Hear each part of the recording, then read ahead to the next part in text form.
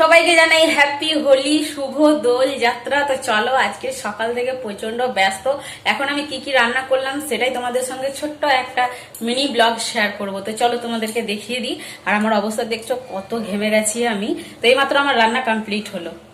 তো সবার প্রথমে তোমাদেরকে দেখিয়ে দিই, এখানে দেখো পোয়া বানিয়েছি। তো ভেতরের দিকে রয়েছে ছোট ছোট পোয়া, আর ধৈর্য হলো না বলে বড় বড় বানিয়ে দিয়েছি। তো চলো, যাই হোক, পোয়াগুলো কেমন লাগছে তোমরা বলো। আর এখানে বানিয়ে নিয়েছি চিকেন, আলু দিয়ে চিকেন। তোমাদের দাদা ভাই ভীষণ পছন্দ করে আর আমার ভাইও ভীষণ পছন্দ করে, সেজন্য আর কি চিকেনটাই বানালাম।